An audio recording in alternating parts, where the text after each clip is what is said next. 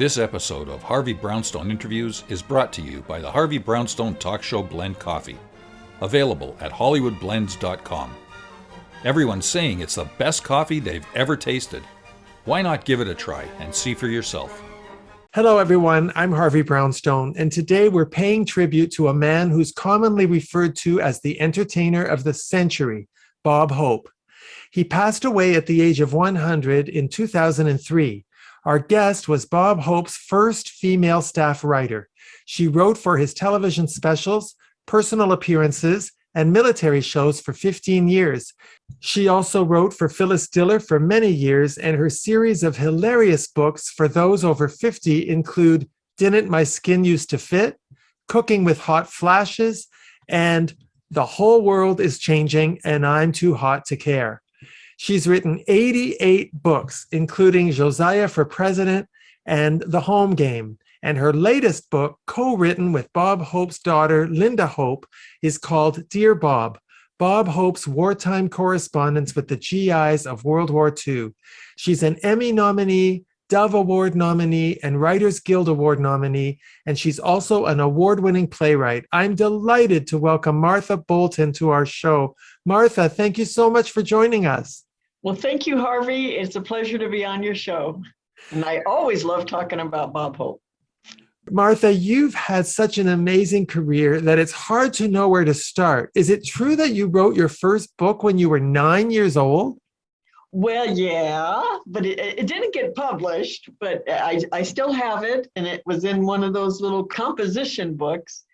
And it was called No Fun Being Young, about being the youngest of five. So it was just my beginning book, and I knew enough to hang on to it, so that's pretty good. I never knew that I'd be a writer, a professional writer. It was always just a hobby, but that's what it turned into. Well, your sense of humor is incredible. I mentioned some of your funniest books in my intro, but there's also Can I Just Hide in Bed Till Jesus Comes Back? And It's Always Darkest Before the Fridge Door Opens. What drives your sense of humor? I get a lot of ideas in the middle of the night when I'm laying in bed. Yeah, I just have always had that kind of quirky look on life, and it was always in school. I'd look for things to joke around about. It was that, just whatever I could see that I could make something funny out of it. I love doing that, and I love playing with words. Phyllis Diller once said to Bob, when we were recording one of the shows, she was talking about her and Bob, and she said that the two of them are like two little kids playing in a sandbox of words. And I just loved that quote. And that's what I feel like, that you're just playing in a sandbox of words and you're putting them together and see how funny you can make them, and how much of a surprise to the audience that you can give it, Well, in your case, the sandbox is huge. I mean, 88 books is just incredible. How did you meet Bob Hope and end up working for him? Well, it came out of a disappointment, really. I had been writing for Phyllis Diller and Joan Rivers, and had been doing, comedy writing that way, but I got a lot of encouragement from people that I should be writing for television. And so I thought, like a show. So I thought about that. I hadn't thought about it before then, but I started giving it, more serious consideration. And so I got a book about it, and it was written by a gentleman named Gene Parrott, and he worked on the Carol Burnett show as well as Mama's Family. So I just wrote him a letter because we had a lot in common.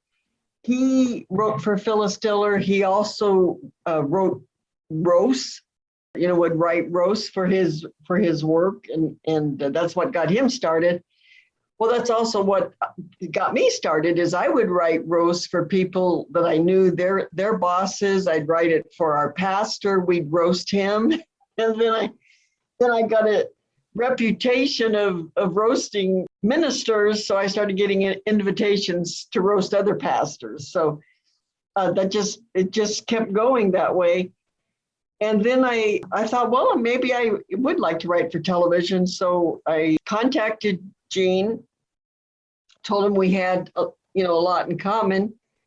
didn't ask for anything, but just was complimenting his book. And so he wrote me back, invited me down to a taping of Mama's Family. Long story short, Ed Simmons, who was the producer, Gene got he had suggested that I write a couple of spec scripts. So I didn't have a typewriter that was working at the time, but for a quarter, for 20 minutes, I went down to the local library and wrote up 2 spec scripts and then got it to him, got it to Gene. He got it to Ed Simmons, who was the producer. And then Ed was going to call me back. But what happens in the next season and what happens in Hollywood is the show did not get picked up. It later did, but at that time it did not get picked up. So I had been on this incredible, exciting high and then just came crashing down, which was just such a disappointment. But out of that, Gene was also a writer for Bob Hope. And then he recommended me to Bob and I tried out with some jokes. And then one night I get a call and it was almost, it was well past 11. And sure enough, it was Bob Hope. And he told me he loved my work and he started calling. And after that, and I started writing for him and then eventually came on staff and became his first female staff writer. What was he like to work for? Oh my goodness. The nicest man you can imagine. I was with him for 15 years in the 80s and the 90s, and he never said an unkind word to me in 15 years. Wow. Amazing, especially in Hollywood, What do you think explains his longevity in show business? He was always current. He was smart enough to know several things. He was current, he stayed up, he was always evolving. Whatever was in the news, he was talking about it. He made himself current. And then he also, while doing that, he also had great respect for the legends, his friends from vaudeville, all of those amazing comics. He respected them and they respected him. And when we would do shows, either he would book them on the shows, or they would just stop by and they would support him. So he never forgot his friends and he's very loyal that way. So that was another thing, that his shows had a blend of the new and the old and the legends and the up and coming. So he knew to do that. And he also knew to have writers, because once a comedian starts performing regularly especially on television, you use that material very quickly. And he knew that, and he knew that when he's having to worry about getting from one place to the next, he wouldn't have time to be looking for humor and writing it himself and whatnot. So he knew to have a good staff of writers around him, and good, that we all got along. It was a great atmosphere to work in. It really, truly was. The guys I worked with just swung the door wide open and showed me all the ropes and helped me, encouraged me, and pushed me along. So I have great respect for all of them. What did it feel like to write a joke and then watch a legend like Bob Hope or Phyllis Diller performing your material? Oh, it was amazing, because you're just standing there. We would stand on the side of the stage at NBC, and all the writers, and we would listen to him go through his material as he's recording the monologue.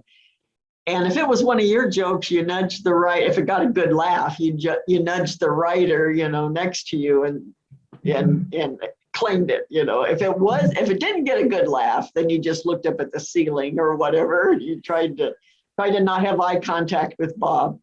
But it was just incredible. The first time you heard him do it, the first time I remember watching Joan Rivers do a line of mine on the Johnny Carson show, and I was like, oh my goodness, it just was amazing. You're sitting here, your words that you wrote at 3:00 in the morning, and she's out there on stage giving it, or he's out there, the words are just coming out of his mouth and the audience. Oh, you just love it when the audience just would respond, and it doesn't get any better. So, Martha, did you ever have a desire yourself to get up on the stage and do the material that you wrote and be the comic?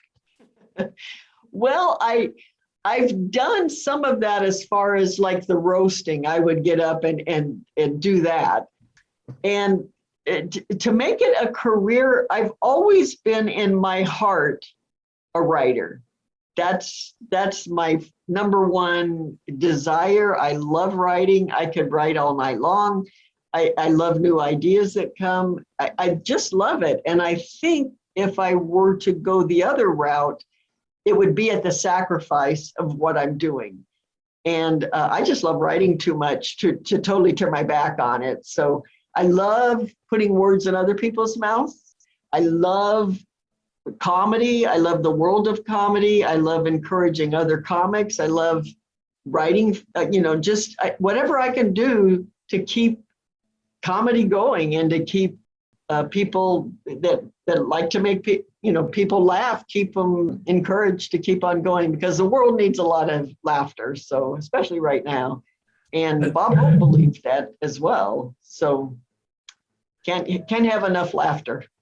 That is for sure. Now, Bob Hope traveled the world performing for millions of American and Allied troops and putting on morale-boosting shows for the USO.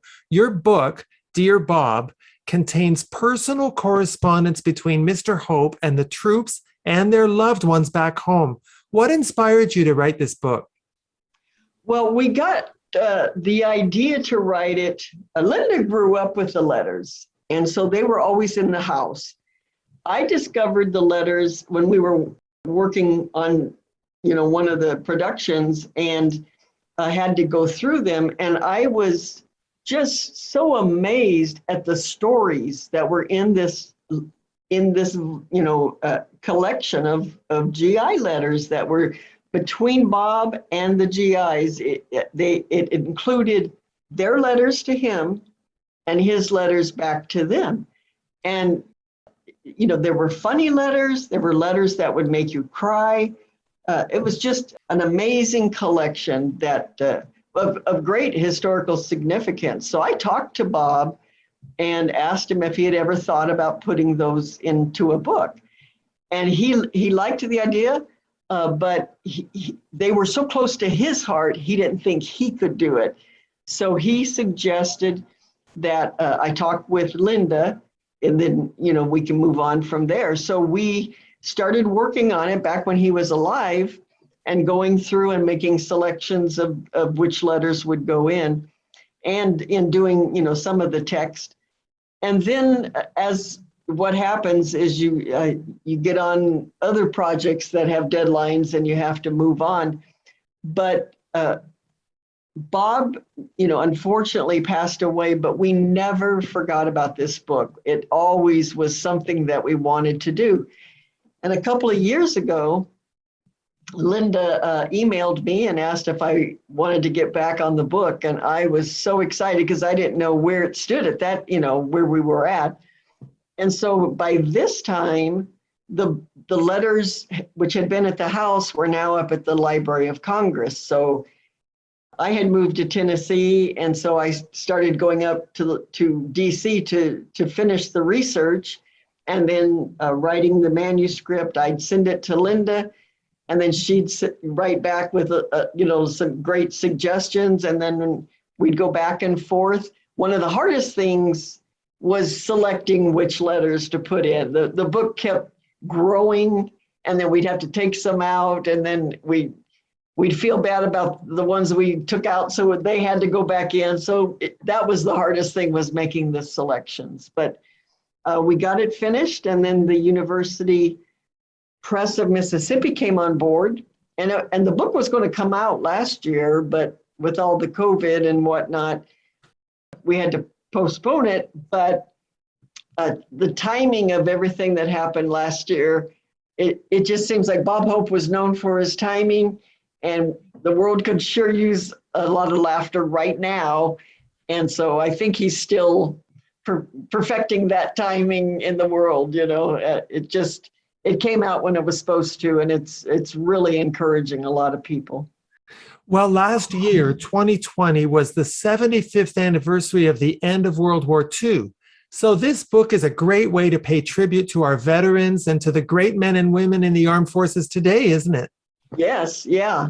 We are receiving lots of mail from the GIs, and either their father, or they were, somehow they were connected to the war, and it's such an inspirational book. Bob Hope just was such an ambassador of hope to the world. And in these letters, in their own words, in the soldiers' words and in Bob's words, they are really giving us a dose of hope right now.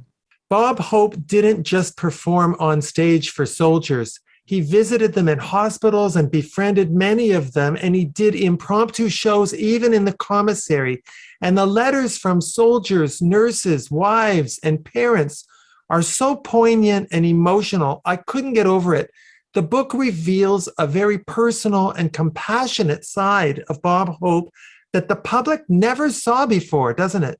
It does. And that's what was so amazing when you get into these letters is we've seen the pictures of him with the big crowds, 20,000, 30,000 GIs out there.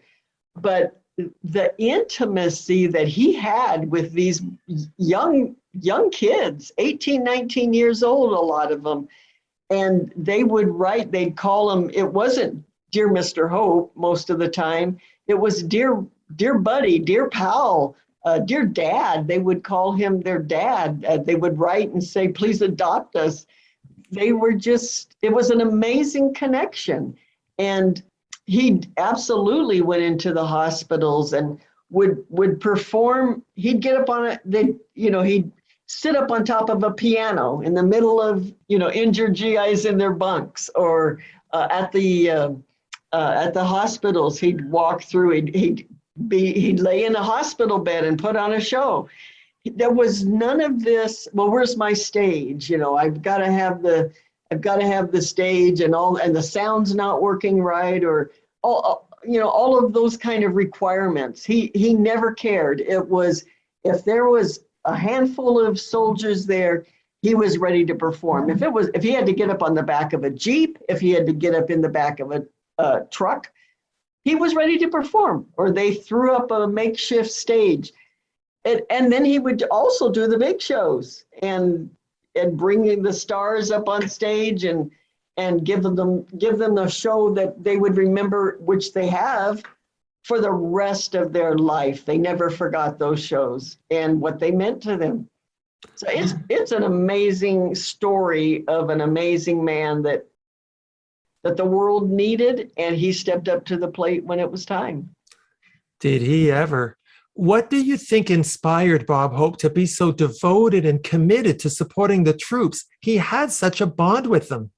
He did. And I think, his journey started at March Field in May of 1941. That's where it started. And his producer had suggested that he go over there and do his radio show from there. And Bob didn't quite get the connection, although Al Capstaff, the producer, had a brother that was stationed there. So that was his motive, part of his motive. But Bob decided to go, and he just fell in love with this audience. It was their laughter, their cheers, their hunger for humor, and he was ready to provide it. I mean, he just loved this audience. But it doesn't end there, because a good audience, any comedian would love that.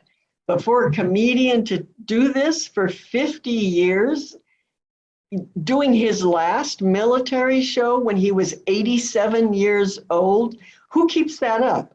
Who does that? He's climbing in and out of helicopters. He's facing the same incoming as the soldiers are. And, he's right up there, as close as he can get to the front line. So it's more than an audience. It's not just the laughter that he was after. They grew in his heart over the years. He was with them 50 years through all the wars in his lifetime. And seeing those kids out in the audience, 18, 19-year-old faces, that many of them he would never see again, and nor would their families, that they would go out to battle and be gone. And he would go walk through those hospital wards, and he would see the ones that had already been injured and life-threatening injuries. You can't unsee that. That gets into your heart. And every time they asked him to go, he thought of those kids. He didn't think of the laughter. He thought of those kids and those faces that he had seen. I mean, laughter's good, and he enjoyed it, and he made sure that he brought them laughter. And when he visited them in the hospitals, that was what he told his troop to do, is make sure they laugh. But the reality of what he was seeing got deep in his heart, and it was something that kept him going for 50 years. He believed in it so strongly that he would never, ever turn his back on them, not even in peacetime. He kept it up. It wasn't just wartime and then I'll see you later. He was there for them in peacetime. He always had their back. And letter after letter says that from the GIs. Martha, I was amazed to find out that during the war, Bob Hope received an average of 38,000 letters a week, and he dictated responses to be typed and mailed by his secretary. That's just amazing. Isn't that amazing?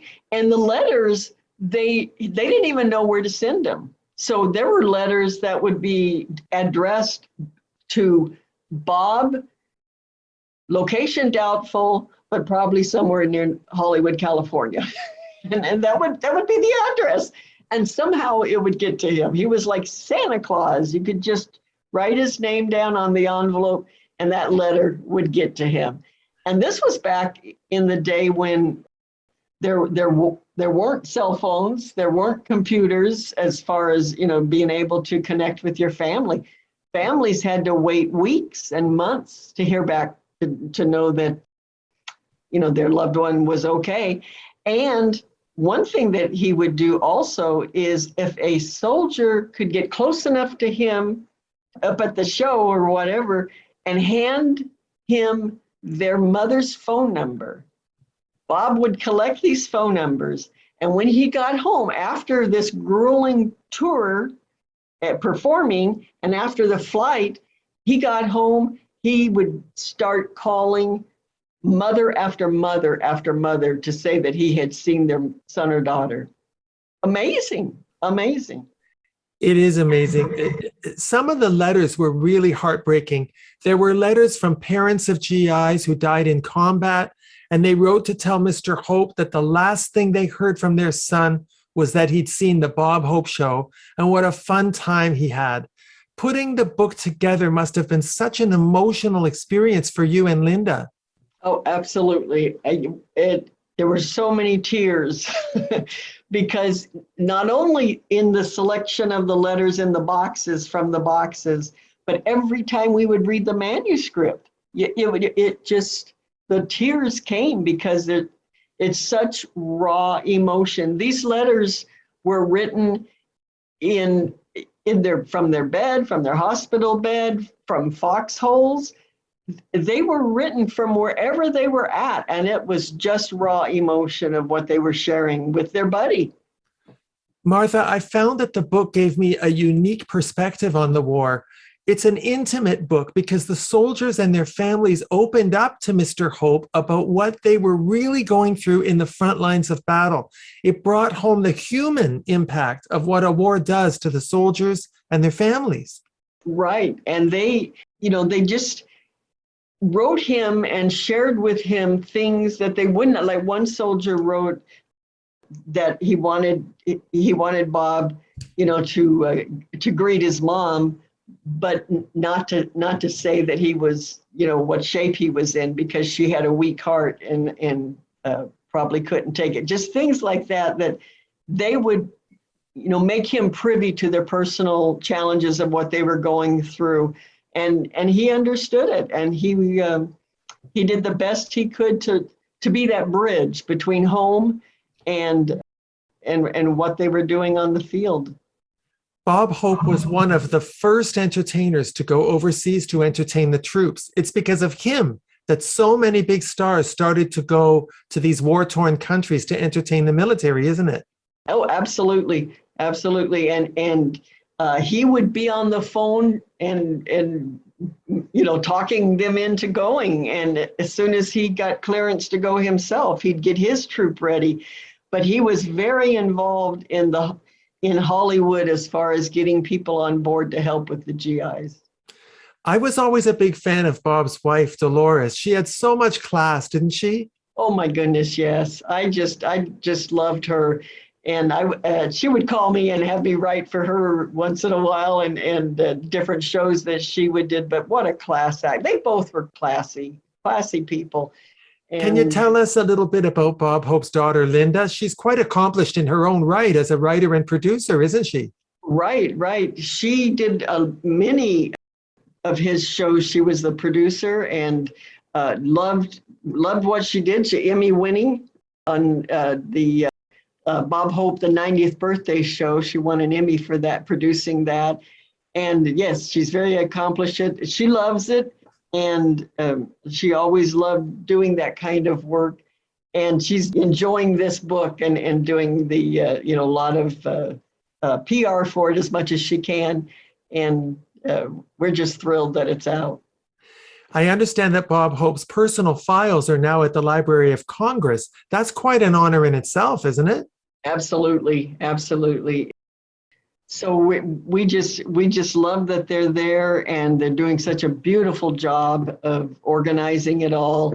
And it's quite a collection, as you can imagine. In fact, he has so much memorabilia that it's in different museums, it's in different Hall of Fames.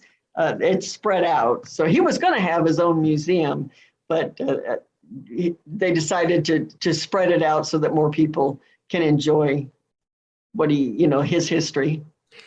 Martha, when I was reading the book, I wondered to myself why Bob Hope didn't put out a book like this himself. It's kind of sad that he's no longer here to see the public response to the book. Oh, I know. I feel very thrilled that it's out for the public, but I do wish that he could have seen it. I have a feeling he's looking down and is pleased, I hope. Are you getting a lot of fabulous response to the book? Because I just have to tell you, I loved it. Thank you so much. Yes, and it's response that you just know goes right to him and goes right to the GIs. We're just the middleman here, but wow, we wanted to do a tribute to him and to show this personal side that we felt hadn't been told yet. People didn't know, and I like to think we accomplished that. And from the responses, it sure sounds like we did. Now, Martha, no interview with you would be complete without asking you about the fabulous Phyllis Diller. I absolutely adored her. What was she like to work for? Oh my goodness, so encouraging. Right from the start, when I would send her material, she'd check off the jokes that she would buy, and then she would always put little notes on the side, either terrific, dynamite or whatever, or if there was a joke that needed a little bit of work, she would write that down as well. But it was always encouraging. And she would send me little gifts, little notes that, dear Martha, to a very funny girl writer or something like that. I mean, I just have all this collection of notes from her, which is so special. And she was just terrific. We'd go out to dinner with her, me and one of the other writers, the Jean Parrott that I had talked about. We'd go to dinner with her, and what a delight, and so funny. Oh, she's just a terrific comedian, opened the door for so many comedians that followed.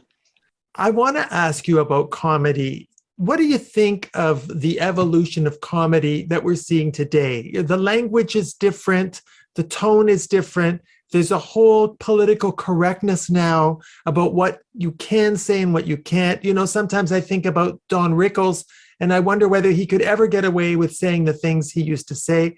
Do you have an opinion about where we are in terms of comedy now? Well, it's sad. I think a lot of it is mean. It doesn't have to be mean. I've always been a believer of, especially in roast, when you roast somebody, I've always been a believer that everybody in the room should have fun, including the person being roasted. So there's a boundary, there's a line that you just don't cross. And in the old days when they would roast somebody, you knew that the people doing the roasting loved and respected that entertainer, or otherwise, why would they be paying him? Why are they there? Why are they paying him tribute? And when you see a roast where it's just mean and the person practically leaves in tears, well, that's not fun. Who wants to watch that? And even some of the topics that comedians will get onto, things that happen in the news. Well, sometimes what happens in the news is kind of sad, and Bob was never that way. He wouldn't. One of his policies was don't attack somebody when they're down. If somebody was having a real issue, say alcoholism or something that was a real issue they were struggling with, he wouldn't get up and tear them down. And that was just his policy. And we could sure use more comedians that would hold themselves back and have a heart and have consideration and truly make people laugh. There's plenty in the world to make people laugh about. You don't have to hit the topics that don't leave people with joy. I mean, remember the old shows on television? You would just laugh, and it was a lot of times it was family dynamics, or it was just everyday things that you had to deal with, and it was funny. It really was funny, but it just sometimes what's going on today is just mean. Yeah, I have to agree. Well, Martha, it was such a pleasure to have you on our show. I think Bob Hope would be thrilled that you and Linda produced this beautiful book. And I think it's great that Bob Hope's fans can finally see for themselves that his dedication to the troops went far beyond the onstage performances. Thank you so much for taking the time to join us. Oh, it's my pleasure. And thank you. Thank you for all you're doing to get the word out. Our guest has been author and playwright Martha Bolton. My name is Harvey Brownstone. Thank you to our producer, Steve Silver. Thank you all for joining us. See you next time. Thanks for watching. Be sure to check out all the great interviews on the Harvey Brownstone Interviews YouTube channel. Don't forget to subscribe and ring the bell to be notified when new videos are posted.